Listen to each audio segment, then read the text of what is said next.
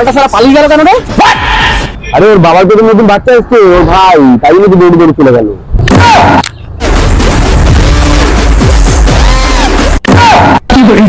কি ভাই এই পাগলটা আবার কি শুনে এসছে? লোকে অনেকদিন মানে খারাপ ভেবে নিয়েছিল না যে ভাই আগে জানিয়ে পরে ভিডিও করতাম, তার জন্য থ্যাংক ইউ। এখন তো ভাবলাম তোকে খালি পাগল, এখন দেখছি তুই পাগল না, পাগল চো।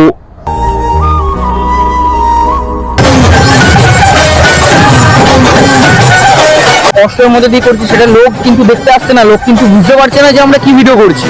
না কাজটা ঠিক হয়নি।